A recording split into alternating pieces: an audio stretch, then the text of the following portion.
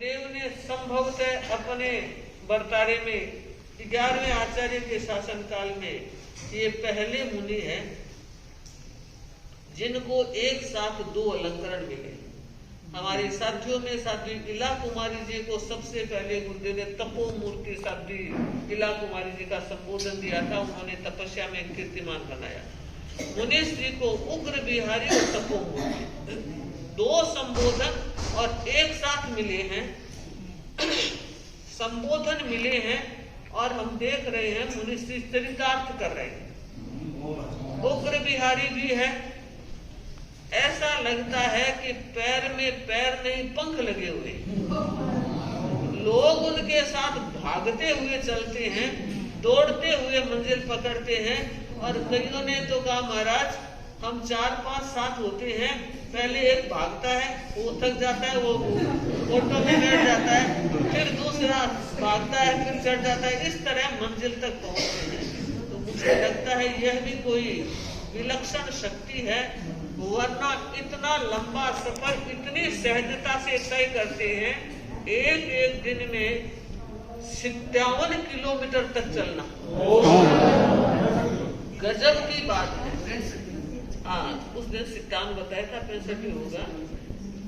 हाँ, नमी मुनि 57 चले थे, ठीक है। उस दिन फरमाया था कि 57 किलोमीटर नमी मुनि प्रणाम करते हैं, नमन करते हैं नमी मुनि को भी।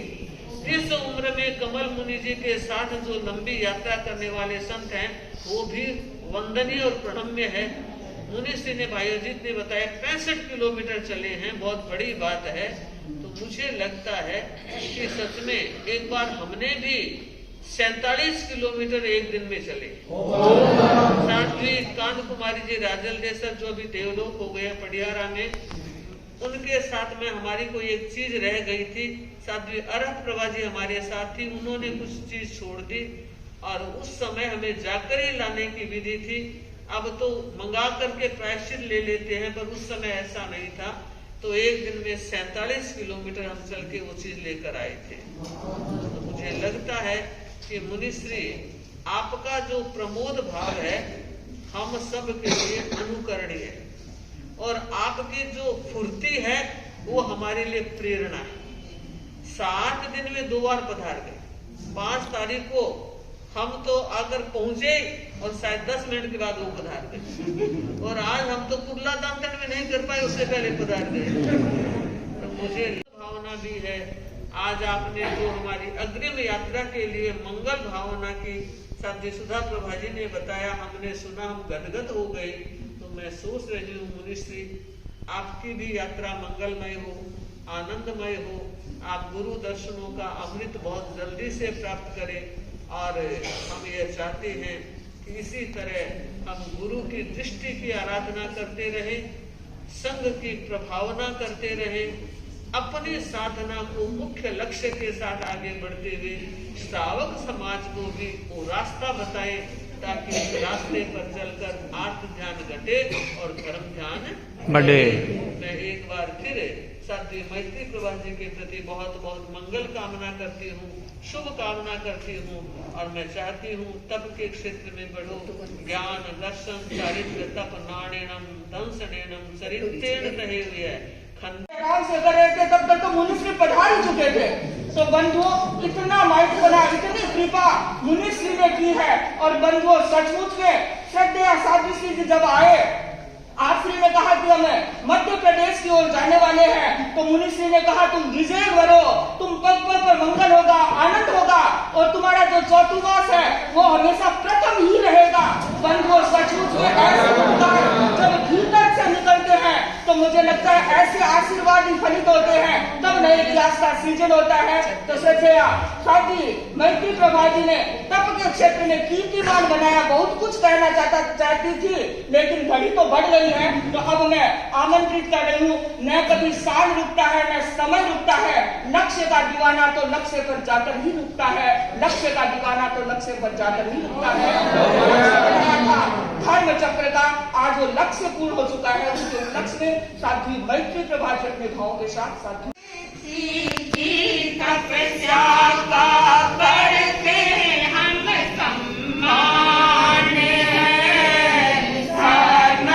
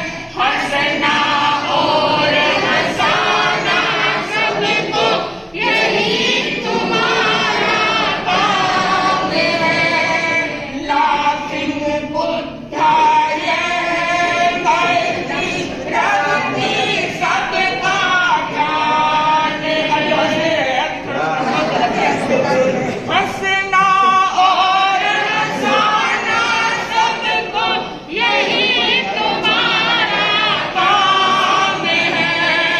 लाखिन मुद्दा है ये मैत्री रखती सबका ध्यान है। व्यक्तित्व विकास में जागरूकता तब सुंदर पहचान है। साथी मैत्री की तपस्या का करके हम सम्मान है। कोटि सहस्र बधाइयाँ लो, स्वीकारो तुम सबकी आन। फैले तक जीवन नहीं अब तेरे तट पर हमको नाम। खूब करो तुम नाम संग का, खूब करो तुम नाम संग का। करके हम संगान है। धर्म चक्र संपन्न हुआ है। करके हम गुणगान है। तेरे तप पर मैत्री हमने तब उपहार सजाया है। तेरे तप पर मैत्री हमने तब उपहार सजाया है। लो स्वीकारो सती वरा से स्वर्णिम अवसर आया है। लौटती जाना तप के पथ पर, बढ़ती जाना तप के पथ पर। ये मंगल अरमान है। धर्म यज्ञ संपन्न हुआ है। करके हम गुणगान है। मैत्री प्रवासम करूँ तपस्या फलित हो मेरे अरमान। तप के पथ पर बढ़ूं मैं आगे, तप का पथ है महान, तप का पथ अति महान।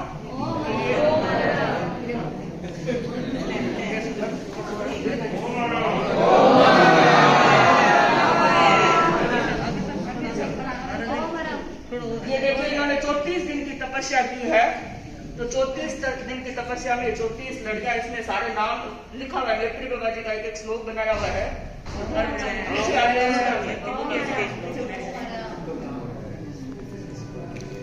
इसमें सहयोग ये हमारी ये जिया छोटी सी बालिका, उसने भी अच्छा सहयोग दिया। नीलम उसने भी अच्छा सहयोग दिया। समझ जी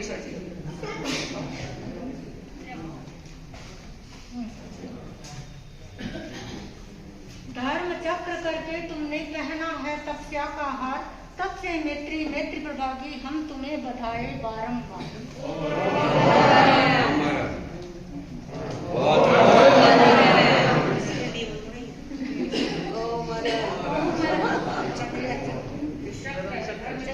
यह धर्म चक्र है।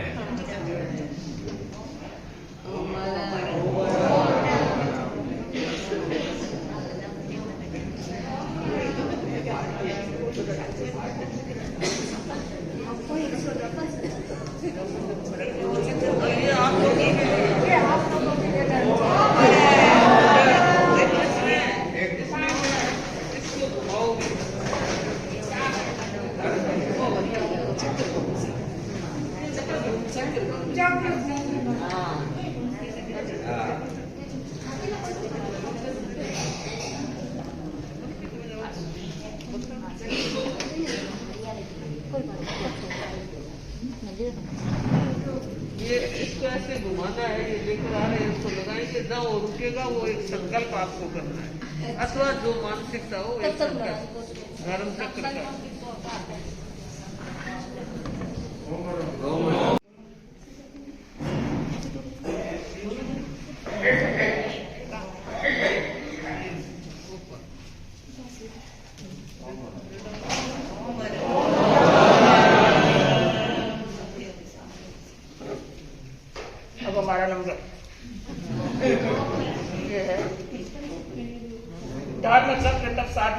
साध्वी मैत्री प्रभा जी, साध्वी मैत्री प्रभा जी के धर्म चक्र तक की हार्दिक अनुमोदना, बधाई बधाई।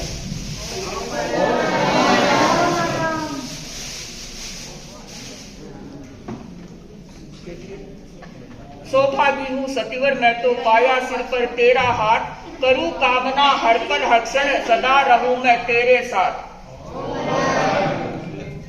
जिनकी सन्निधि में मुझे पारमार्थिक शिक्षण संस्था में प्रवेश करने का अवसर प्राप्त हुआ, मैं प्रणाम करती हूँ आचार्य महाप्रज्ञ जी को, जिनकी सन्निधि में मुझे संयम रत्न प्राप्त हुआ। प्रणाम करती हूँ आचार्य महाश्रवण जी को, जिनकी साधना में साधना करने का सुअवसर प्राप्त हो रहा है। प्रणाम करती हूँ श्रद्धेय साध्वी परा को, जिन्होंने मेरी भीतर की चेतना को जागृत किया। बंधुओं, मुझे नहीं पता था कि मेरे भीतर तप की चेतना है, मेरे भीतर ज्ञान की चेतना है। जब से मैं साध्वी श्री जी की सन्निधि में आई, गुरु महाप्रज्ञ जी ने मुझे इनके हाथों में सौंपा, और जिस वर्ष सौंपा उसी क्षण उसी पल साध्वी श्री जी ने मेरी ज्ञान चेतना को जागृत किया। 8 वर्षों तक साध्वी श्री जी ने मुझे ज्ञान से जोड़ा रखा, और उस ज्ञान चेतना के बाद जैसे ही मैंने डबल MA की, साध्वी श्री जी ने कई बार कहा कि अब PhD कर लो, कुछ आगे और पढ़ लो। तब मैंने कहा अब मैं थक चुकी हूँ, अब मेरी पढ़ने की रुचि नहीं है, मैं नहीं पढ़ूंगी। तब पता नहीं साध्वी श्री जी ने क्या जादू किया कि अब चलो पढ़ना नहीं चाहती तो तप की चेतना को जागृत करो। और बंधुओं, मुझे लगता है कि मुझे नहीं मालूम था कि मैं तप कर सकती हूँ, क्या तप के क्षेत्र में आगे बढ़ सकती हूँ। ये मेरी सोई हुई चेतना को जागृत करने वाली श्रद्धेया साध्वी वरा। जितना इनके बारे में कहूँ उतना कम है, क्योंकि मैं स्वयं कुछ नहीं हूँ, और आज भी मुझे पता नहीं है कि मुझे क्या करना है, कहाँ जाना है, कैसे आगे बढ़ना है। सारा लक्ष्य मेरा साध्वी श्री जी करते हैं। और बंधुओं, अभी भी कुछ समय पहले, 2-4 दिन पहले ही कुछ बात चल रही थी, और साध्वी श्री जी ने कहा अगले वर्ष तुम्हें ये तप करना है, और मैंने कहा कि नहीं, 1-2 साल छोड़ के कर लूंगी।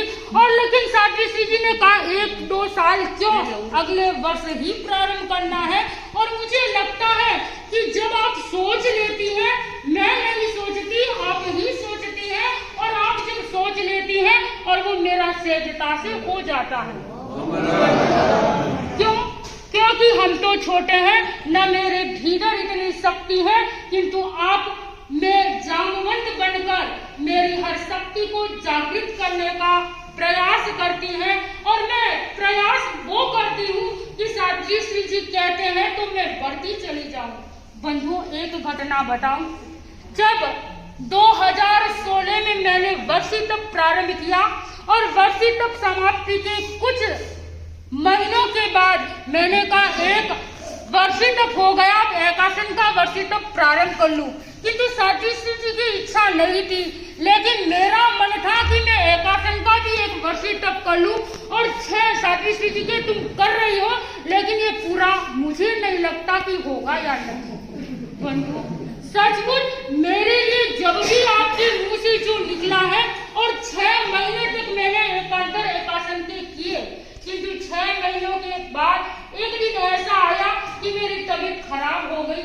फिर भी सोचा 2-4 दिन बढ़ जाऊं, किंतु साध्वी श्री जी ने कहा मुझे लग रहा है नहीं होगा, तुम फिर सोच लो। मैंने कहा प्रयास करती हूँ, और बंधुओं 6 महीने 10 दिन कुछ और किए होंगे, लेकिन उसके बाद मुझे छोड़ना पड़ा। और उसके बाद मैंने गांठ बांधी कि अब साध्वी श्री जी मना करेंगे तो मैं करूंगी। 2 बार हुआ। उस समय तो मैं एकदम नई आपके पास आई थी।